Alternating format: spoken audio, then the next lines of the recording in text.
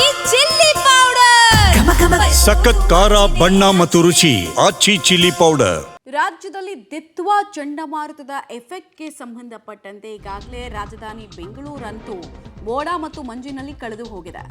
ಬೀದರ್ಗೂ ಅಷ್ಟೇ ತಟ್ಟಿದೆ ದಿತ್ವಾ ಚಂಡಮಾರುತದ ಎಫೆಕ್ಟ್. ಕೊರೆಯುವ ಚಳಿಗೆ ಬೀದರ್ನ ಜನ ಕೂಡ ತತ್ತರಿಸಿ ಹೋಗಿದ್ದಾರೆ. 10ರಿಂದ 12 ಡಿಗ್ರಿ ತಾಪಮಾನಕ್ಕೆ ವಾತಾವರಣ ಇಳಿದಿದೆ. ವಿಪರೀತ ಚಳಿ, ಮನೆಯಿಂದ ಹೊರಬರೋದಕ್ಕೆ ಜನ ಹಿಂದೇಟು ಹಾಕ್ತಾ ಇದ್ದಾರೆ. ಇನ್ಫ್ಯಾಕ್ಟ್ ವಾಕಿಂಗು ಕೂಡ ಜನ ಬರ್ತಾ ಇಲ್ಲ. ಉದ್ಯಾನವನದಲ್ಲಿ ಖಾಲಿ ಆಗಿದೆ. ಒಣಗುಡ್ತಾ ಇದೆ ಜನರಿಲ್ಲದೆ ಉದ್ಯಾನವನ. ಬೀದರ್ಗೂ ಕೂಡ ತಟ್ಟಿರುವಂತಹ ದಿತ್ವಾ ಚಂಡಮಾರುತದ ಎಫೆಕ್ಟು. ಸಾಮಾನ್ಯವಾಗಿ ಕರ್ನಾಟಕದ ಮುಕುಟಮಣಿ ಅಂತ ನಾವು ಬೀದರ್ನ ಕರಿತೀವಿ. ಇಲ್ಲಿ ವಿಪರೀತ ಹೀಟ್ ಇರುತ್ತೆ, ಟೆಂಪರೇಚರ್ ಜಾಸ್ತಿ ಇರುತ್ತೆ. ಗರಿಷ್ಠ ಉಷ್ಣಾಂಶಗಳು ದಾಖಲಾಗುವ ಜಿಲ್ಲೆಗಳ ಪೈಕಿ ಬೀದರ್ ಕೂಡ ಒಂದು. ಅಂತಹ ಜಿಲ್ಲೆಯಲ್ಲಿ ಈಗ 10ರಿಂದ 12 ಡಿಗ್ರಿ ಸೆಲ್ಸಿಯಸ್ ಇದೆಯಂತೆ. ಅಂದರೆ ಹಿಲ್ ಸ್ಟೇಷನ್ಸಲ್ಲೆಲ್ಲ ಕೋಲ್ಡ್ ರೀಜಿಯನ್ನಲ್ಲಿರುತ್ತಲ್ಲ ಟೆಂಪ್ರೇಚರ್ ಹಂಗಿದೆ. ಈ ಮೇಘಾಲಯದಲ್ಲಿ ಸಾಮಾನ್ಯ ಟೈಮ್ನಲ್ಲಿ ದಾಖಲಾಗುವಂತಹ ಟೆಂಪ್ರೇಚರ್ ಈ 10 ಡಿಗ್ರೀಸ್ ಎಲ್ಲ, ಅಂದರೆ ಪೀಕು ಮಧ್ಯಾಹ್ನ ಟೈಮ್ನಲ್ಲೆಲ್ಲ 10 ಡಿಗ್ರಿ ಕಾಣಿಸುತ್ತೆ. ಹಂಗೆ ಬೀದರ್ ಕೂಡ ಈಗ ಬದಲಾಗಿದೆ. ಇದು ಕೂಡ ದಿತ್ವಾ ಚಂಡಮಾರುತದ ಎಫೆಕ್ಟು. ದಿತ್ವಾ ಈಗಾಗಲೇ ರಣಾರ್ಭಟವನ್ನು ಶ್ರೀಲಂಕಾದಲ್ಲಿ ತೋರಿಸಿದೆ. ತಮಿಳುನಾಡಿನಲ್ಲಿ 5 ಜನ ಸಾವನ್ನಪ್ಪಿದ್ದಾರೆ. 344ಕ್ಕೂ ಹೆಚ್ಚು ಜನ ದಿತ್ವಾ ಸೈಕ್ಲೋನ್ನ ಕಾರಣಕ್ಕೆ ಸಾವನ್ನಪ್ಪಿದ್ದಾರೆ. ಬಟ್ ನಮ್ಮಲ್ಲಿ ಸೈಡ್ ಎಫೆಕ್ಟ್ಸ್ ಕಾಣಿಸ್ತಾ ಇದೆ ನಮ್ಮ ರಾಜ್ಯದಲ್ಲಿ. ಕೇವಲ ಬೀದರ್ನ ಸನ್ನಿವೇಶ ಮಾತ್ರ ಹಿಂಗಿಲ್ಲ, ಕೋಲಾರದಲ್ಲೂ ಅಷ್ಟೇ. ದಿತ್ವಾ ಚಂಡಮಾರುತದ ಪರಿಣಾಮವಾಗಿ ಬಯಲು ಸೀಮೆ ಪ್ರದೇಶ ಅಥವಾ ಇಲ್ಲೂ ಅಷ್ಟೇ ವಿಪರೀತ ಹೀಟ್ ಇರುತ್ತೆ. ಟೆಂಪರೇಚರ್ ಇದ್ದಕ್ಕಿದ್ದ ಹಾಗೆ ಕುಸಿದು ಹೋಗಿದೆ. ಪರಿಣಾಮ ಜನರಿಗೆ ಒಂದು ಸ್ವಲ್ಪ ಟೆಂಪರೇಚರ್ಗೆ ಅಡ್ಜಸ್ಟ್ ಆಗೋಕ್ಕೆ, ವಾತಾವರಣಕ್ಕೆ ಬದಲಾದ ವಾತಾವರಣಕ್ಕೆ ಅಡ್ಜಸ್ಟ್ ಆಗೋಕ್ಕೆ ಟೈಮ್ ತೊಗೋತಾ ಇದ್ದಾರೆ.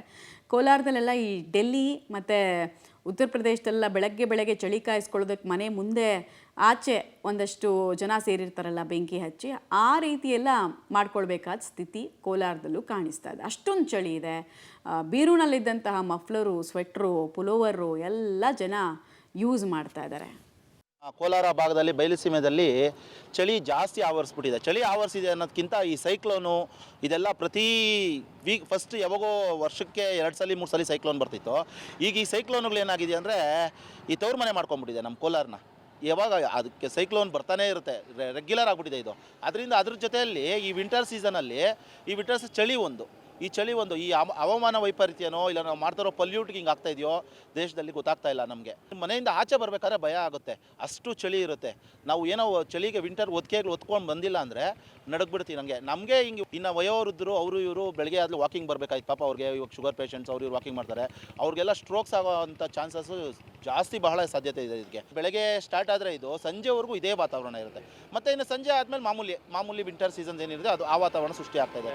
ಏನಿವತ್ತು ವಾತಾವರಣ ಚಳಿ ವಾತಾವರಣ ತುಂಬ ಜಮ್ಮು ಕಾಶ್ಮೀರಲ್ಲಿ ಯಾವ ಥರ ಇದೆ ಆ ಥರ ಚಳಿ ವಾತಾವರಣ ಇದೆ. ವೃದ್ಧರು, ವಯಸ್ಸಾಗಿರೋರು ಮತ್ತು ಎಲ್ಲ ವಯಸ್ಸು ಹುಡುಗರು ಕೂಡ ಚಳಿ ತುಂಬ ಇರೋದ್ರಿಂದ ಸ್ಟ್ರೋಕ್ ಆಗೋ ಚಾನ್ಸಸ್ ಇರುತ್ತೆ. ಕೆಮ್ಮು, ನೆಗಡಿ, ಜ್ವರ ಬರುತ್ತೆ. ಹಾಗಾಗಿ ಎಲ್ಲ ಟೋಪಿ ಮತ್ತು ಸ್ವೆಟ್ರು, ಜರ್ಕಿನ್ನು ಹಾಕ್ಕೊಂಡು ಬರಬೇಕು ಹೊರಗಡೆ.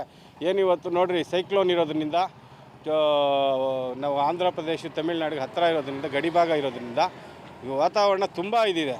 ಚಳಿ ವಿಪರೀತ, ನಾವು ಆಚೆ ಕೂಡ ಬರೋಕ್ಕಾಗ್ತಾ ಇಲ್ಲ. ಅದಕ್ಕೆ ಟೋಪಿ, ಸ್ವೆಟ್ರ್ ನಾನು ಕೂಡ ಏನು ಬಂದರೆ ಚಳಿ ಅದರ್ತಾ ಇದ್ದೀನಿ. ಹಾಗಾಗಿ ವೃದ್ಧರು, ವಯಸ್ಸಾಗಿರೋರು ಇವತ್ತಿನ ದಿವಸ ಸ್ವೆಟ್ರು, ಜರ್ಕಿನ್ನು ಹಾಕ್ಕೊಂಡು ಬರಬೇಕು. ಈಚೆ ಕಡೆ ಸೂರ್ಯ ಕಾಣಿಸಿ 8 ದಿನ ಆಗಿದೆ. ಸೂರ್ಯ ಇನ್ನೂ 8 ದಿನ ಕಾಣಿಸೋ ಪರಿಸ್ಥಿತಿಯಲ್ಲೇ ಇಲ್ಲ. ಆ ಥರ ವಾತಾವರಣ ಇದೆ. ದಿತ್ವಾ ಚಂಡಮಾರುತ ಈಗಾಗಲೇ ತಮಿಳುನಾಡಿಗೆ ಲಗ್ಗೆ ಇಟ್ಟಿದೆ. ಅದರ ನೇರ ಪರಿಣಾಮ ತಮಿಳುನಾಡಿಗೆ ಯಾವುದೇ ಸೈಕ್ಲೋನ್ಗಳ ಎಂಟ್ರಿ ಕೊಟ್ಟರೂ ಕೂಡ ನೇರ ಪರಿಣಾಮ ಆಗೋದು ರಾಜ್ಯದ ಮೇಲೆ. ಅದೇ ರೀತಿ ಕೋಲಾರ, ಬೀದರ್ ಸೇರಿದಂತೆ ರಾಜ್ಯದ ಬಹುತೇಕ ಜಿಲ್ಲೆಗಳು ಕೂಡ ಚಳಿಯಿಂದ ಜನ ಗಡಗಡ ಅಂತ ನಡುಗೋ ರೀತಿ ಆಗಿದೆ. ಗಡಿ ಜಿಲ್ಲೆ ಬೀದರ್ಲಿ ದಿತ್ವಾ ಚಂಡಮಾರುತದ ಎಫೆಕ್ಟ್ಗೆ ಒಂದು ರೀತಿಯ ಏನೊಂದು ರಣಚಂಡಿ ಚಳಿ ಸ್ಟಾರ್ಟ್ ಆಗಿರುವಂಥದ್ದು. ಹೀಗಾಗಿ ಜನರು ಮನೆಯಿಂದ ಆಚೆ ಬರಲು ಹಿಂದೇಟು ಆಗ್ತಿರುವಂಥದ್ದು. ಜೊತೆಗೆ ಮಂಜಿನ ನಗರಿ ಕೂಡ ಆಗಿರುವಂಥದ್ದು. ಅಷ್ಟರ ಮಟ್ಟಿಗೆ ಮಂಜು ಕೂಡ ಕವಿದಿರುವಂಥದ್ದು, ದಟ್ಟ ಮಂಜು. ಹೀಗಾಗಿ ಒಂದು ರೀತಿಯ ಜನರು ಕೂಡ ಒಂದು ರೀತಿಯ ಭಯ ಬೀಳ್ತಿರುವಂಥ ನೋಡ್ಬೋದು. ಈಗ ಇದು ಬೀದರ್ನ ಶಿವನಗರ ಟ್ರೆಕ್ಕಿಂಗಲ್ಲಿ ಇದ್ದೀವಿ. ಯಾವ ರೀತಿ ವಾಕಿಂಗ್ ಟ್ರೆಕ್ಕಲ್ಲಿ ಪ್ರತಿದಿನ ಇನ್ನೂ ಒಂದು 100 ಜನ ಬರ್ತಾ ಇದ್ರು, ಆದರೆ ಇವತ್ತು ವಿರಳ ಜನ ಕಾಣ್ತಾ ಇರುವಂಥದ್ದು. ಯಾಕಂದರೆ ಅದರ ಪ್ರಮುಖವಾಗಿ ದಿತ್ವಾ ಚಂಡಮಾರುತ ಎಫೆಕ್ಟ್ ಅಂತ ಹೇಳ್ಬೋದು. ಯಾಕಂದರೆ ಕನಿಷ್ಠ 10ರಿಂದ 12 ಡಿಗ್ರಿಗೆ ತಾಪಮಾನ ಇಳಿದಿರುವಂಥದ್ದು. ಹೀಗಾಗಿ ಜನರು ಕೂಡ ಒಂದು ರೀತಿಯ ಈ ಒಂದು ರಣಚಂಡಿ ಚಳಿಗೆ ತತ್ತರಿಸಿ ಹೋಗಿರುವಂಥದ್ದು. ಯಾರೇ ಕೂಡ ಹೊರಗಡೆ ಬರೋಕ್ಕೆ ಒಂದು ರೀತಿಯ ಹಿಂಡೆ ತಾಗ್ತಿರುವಂಥದ್ದು ನೋಡ್ಬೋದು. ಕಾಲಿಗೆ ವಾಕಿಂಗ್ ಟ್ರ್ಯಾಕ್ ಕಾಣ್ತದ್ದು. ಇದು ಶಿವನಗರ ಇರ್ತಕ್ಕಂಥ ಸಿಗ್ನಲ್ ಬಳಿ ಇರ್ತಕ್ಕಂಥ ವಾಕಿಂಗ್ ಟ್ರ್ಯಾಕು. ಪ್ರತಿನಿತ್ಯ ಇಲ್ಲಿ ಏನೋ ಒಂದು ನೂರಾರು ಸಾವಿರಾರು ಜನ ಬರ್ತಾಯಿದೆ, ಅಂದರೆ 100ಕ್ಕೂ ಹೆಚ್ಚು ಜನ ಇಲ್ಲಿ ಬರ್ತಾಯಿದ್ರು. ಆದರೆ ಯಾರೂ ಇವತ್ತು ಈ ಕಡಿಮೆ ಸಂಖ್ಯೆಯಲ್ಲಿ ಇವತ್ತು ಜನ ಕಾಣ್ತದೆ. ಪ್ರಮುಖವಾಗಿ ಈ ಒಂದು ದಿತ್ವಾ ಚಂಡಮಾರುತದ ಎಫೆಕ್ಟ್ ಅಂತ ಹೇಳ್ಬೋದು. ಈ ಕಡೆ ಕೂಡ ನೋಡ್ಬೋದು, ಇಲ್ಲಿ ಬಂದು ಸೇರಿರುವಂಥದ್ದು ಯಾವ ರೀತಿ ಎಲ್ಲ ಪ್ರೊಟೆಕ್ಟ್ ಮಾಡಿಕೊಂಡು ಬಂದು ಏನೋ ಒಂದು ಜನ ನಿಂತಿರುವಂಥ ದೃಶ್ಯಗಳು ನೋಡ್ಬೋದು. ಒಂದು ರೀತಿಯ ಕ್ಯಾಪ್ ಹಾಕಿರ್ಬೋದು.